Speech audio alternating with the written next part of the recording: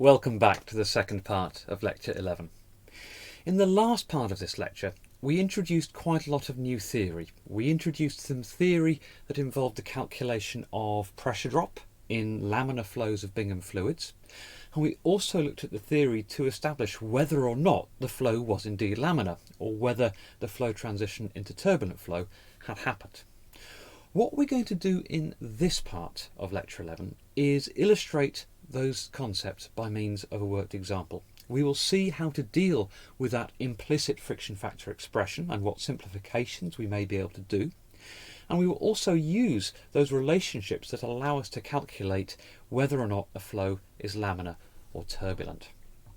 So, the context of the example is the flow of a food gum.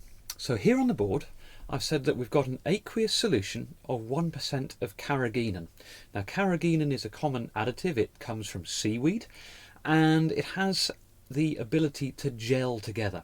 And so the gelation process causes the presence of a yield stress. So we have some data taken at 25 degrees C that show the presence of a yield stress. It's only a small yield stress. It's about 3 or so pascals.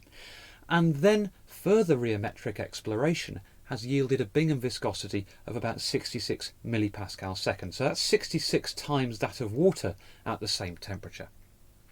So there's our material. Now, let's establish some questions. As engineers, we need to know what pressure drops are such that we can design flow handling systems. So let's estimate the pressure drop developed by the flow of this carrageenan as it flows 20 metres along a 50 millimetre internal diameter pipeline. And we're going to flow the material at about 1 metre per second, and we know from other parts of chemical engineering 1 metre per second is typically a good established flow velocity for heat transfer, for fouling, for a whole host of other reasons. So let's see what pressure drop we develop. Second question is, how much of the gum is actually unyielded? This has ramifications that we'll explore later on, and we will work this out on a volumetric basis. Thirdly, we need to know whether our flow scenario is laminar or turbulent. So we're going to do a check. We're going to check at the speed that the flow will go turbulent and see if it's greater than or less than the 1 metre per second that we've got here. Hopefully it's greater. So, the first part, pressure drop.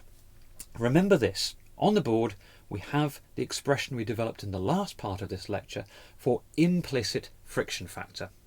I've written it here in the form that you may need to think about because it's written in terms of RC star, and it's not immediately apparent that RC star is of course related to CF via the ratio of stresses. Remember, in any pipe flow we can rewrite radius in terms of a tau, and if we work out what RC over big R is, we can see it's related to tau.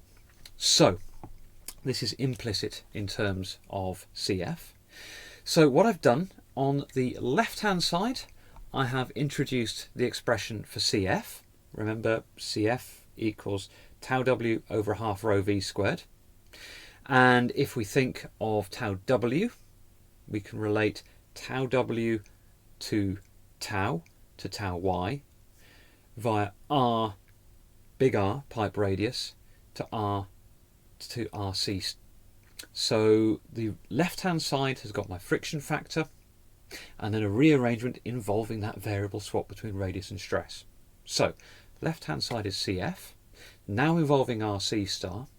Now we can see very clearly that this friction factor expression is implicit in RC star. Right. On the right hand side, I've substituted in the Bingham Reynolds number. There it is in blue. And then we still have that group of terms involving RC star and RC star to the 4.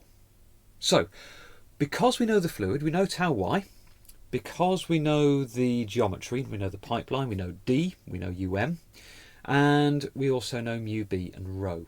So let's substitute those numbers in and see what we're left with. Now, a bit of substitution and a bit of tidying up leaves us on the left hand side that quartic expression involving RC star, and on the right hand side a value of RC star. So we need to solve this, so we're going to start by saying let's assume that RC star is relatively small and that RC star to the power 4 can be neglected. So I'm basically going to linearise. So if I ignore RC star to the 4, I get the result that RC star is about 0.336. What I then do is check. I use the full expression involving RC star to the 4, with now RC star equal to 0.336, and see whether the left-hand side equals the right-hand side. And actually, conveniently for this example, it approximately does. So that's the first lesson when applying these friction factor expressions. Estimate RC star initially by dropping that fourth order term once you've rearranged your expression. Get an estimate of RC star and then see how accurate that estimate is. You may have to revise it once you include RC star to the 4, but you may not. So, knowing RC star now is 0.336, we know that RC star is RC over big R, which equals tau y over tau w. This just underlines how important that variable swap between R and tau w is. Please don't forget about it. So, we can relate my non-dimensional critical core radius, RC star, to the ratio of the yield stress and the wall shear stress, which works the wall shear stress out to be at about 9.5 Pascal. We're nearly there. Now, pressure drop. Remember, pressure drop, delta P, there in red on the board, is 4Cf L over D times a half rho V squared. So we have the product of Cf and a half rho V squared. But if you remember the definition of what Cf is, it's tau W over a half rho V squared. So we can eliminate the product of Cf and a half rho V squared just by inserting tau W into the expression. So 4L over D times tau W equals delta P. We know tau W, which gives us delta P of just over 7.5 kilopascal. Remember that it's 100 kilopascal for a bar, so this is a fairly low, near negligible pressure drop. Okay, we've established the pressure drop. Now, let's have a look at the proportion of unyielded material. Our workflow for this is going to be working out the proportion of unyielded material on a volumetric basis. So what we desire is knowledge about the volumetric flow of fluid in the pipe as a whole and the volumetric flow of the unyielded core. So if we think about this, we know from last lecture an expression for the velocity at the core. So we know tau W, we've already worked that out in the part 1 of this example. We therefore know RC star, so working out the core velocity is now straightforward. Just substitute in the numbers and we get about 1.6 meter per second. Mental check, it's higher than the mean velocity, 1 meter per second, so that seems about right. Since we know RC star, we just need to multiply this by pi RC star squared to get the volumetric flow of the core. Okay, and we already know U mean, it's 1 meter per second, so pi big R, pipe radius squared, times Vm, which is 1 meter per second, gives us a volumetric flow of the entire fluid. So the ratio of those two gives us the ratio of unyielded material, the fraction of unyielded material. So if we put the numbers in, 18% roughly of our material hasn't yielded. Okay, final part of the example. Is our flow laminar or is our flow turbulent? And if it is laminar, is it on the borderline of transition and do we need to worry about it?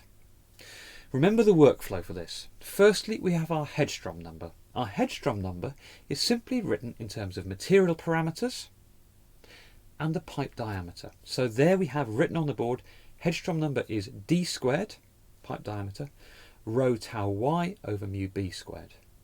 We know all the information required to calculate this and it comes out as 1836. Fine, so we know the Hedstrom number.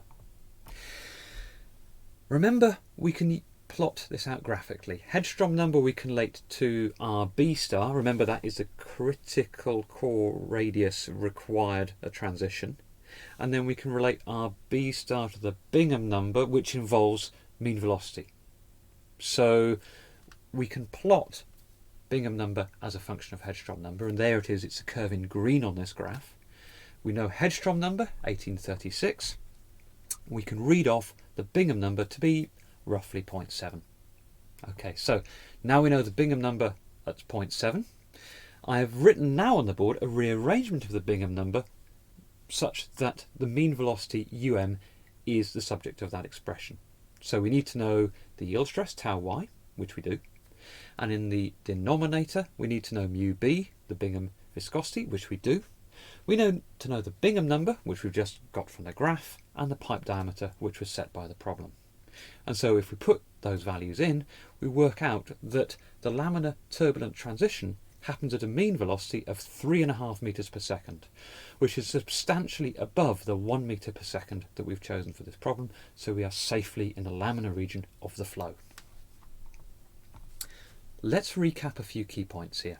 So, in working out friction factor, the first thing we did was to rewrite CF on the left-hand side of the expression in terms of RC star via that variable swap involving tau and r, that very important variable swap.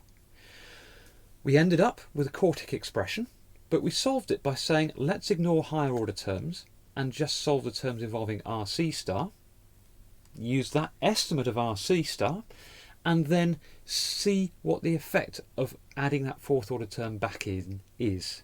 And if the effect is small, we're happy, we've got a RC star, and that happened to be the scenario for this problem. It's a very useful and quick way of solving that equation. What we then did was to work out the proportion of material in the core of the flow on a volumetric basis. And finally, we used the Hedstrom Bingham number plot to figure out where the laminar turbulent flow transition lay, and we established that for our problem we were safely in the laminar region.